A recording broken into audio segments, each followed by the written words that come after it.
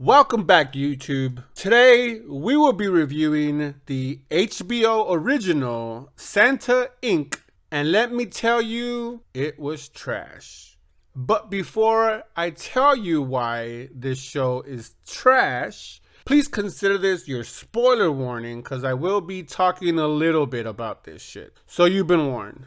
So, right off the bat, let me just say this thing was horrible from episode 1. It gets a little bit better towards the end, but not by much. I'm not gonna. The plot is very easy.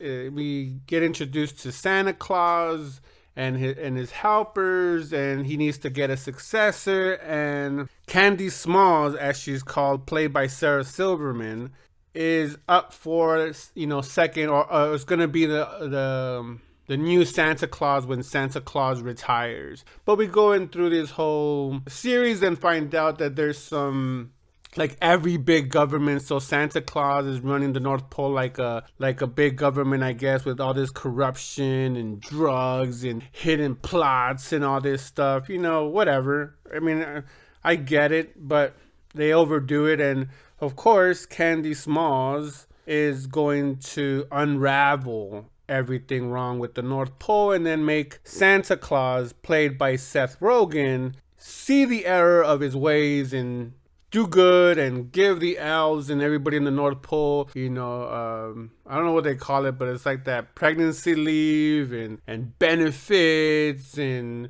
retirement plans and all this stuff, which again, I get the message. That's not my worst part. The worst part about this is the humor. It tries to be humorous in the lowest way possible. Like, I wrote the lowest common denominator as far as humor. This one tried to reach it. Many have told me that this was like Sausage Party. This is worse than Sausage Party. Sarah Silverman and Seth Rogen are both executive producers.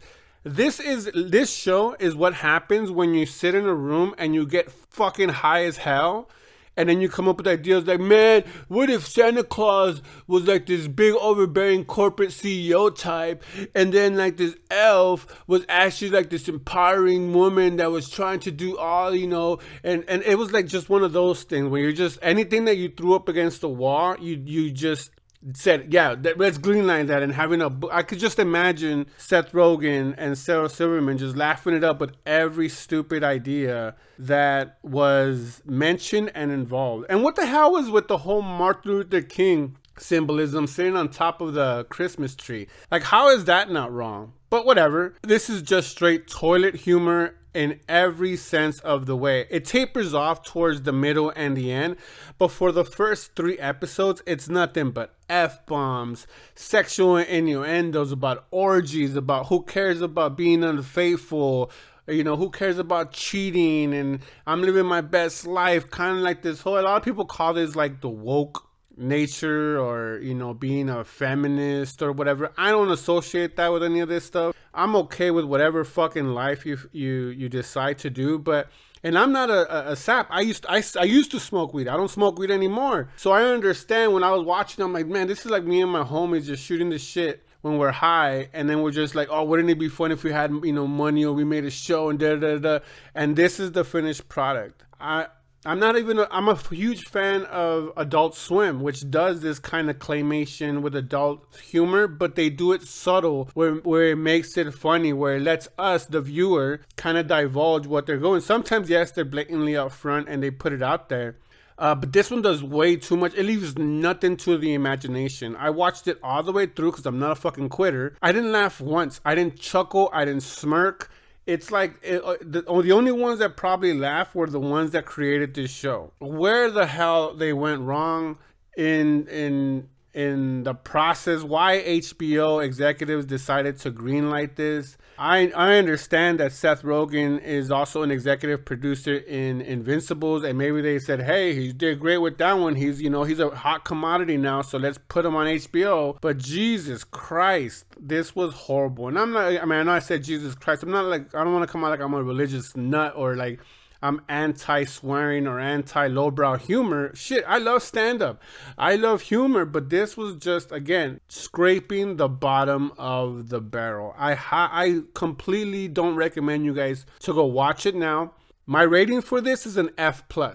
The first F+ I have given on my channel. I'm not saying it's the last, but I've been doing this this channel for now close to a year, or not even, like probably like 10 months now, and I haven't given an F. I've given a lot of D minuses, and I was going to give this a D minus, but the fact that it's supposed to be a comedy series, I didn't laugh once. The writing, like I said, was just a bunch of potheads writing around, and every idea, they didn't reject one idea, even with the claymations being naked and tossing of the salad remarks and all these like stupid jokes. I want to know who found this funny, because I didn't find this funny, and like I said, I love every kind of comedy, stand-up. I don't care, when they make fun of people. I don't take shit seriously. But who in the fuck found this funny?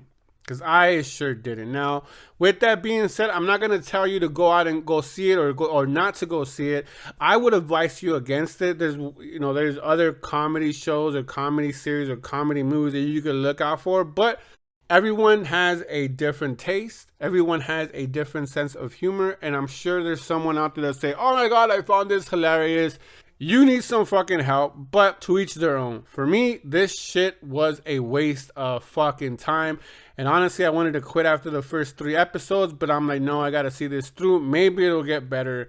And it got a little bit better, but ultimately, even though it tries to have a decent message about equality, about, fair wages, it gets lost in the crude humor and lowbrow humor that this series portrays and gives us. So anyways, you've been warned, and that's just my opinion. I would love to hear your thoughts down in the comments. So like always, that's a wrap.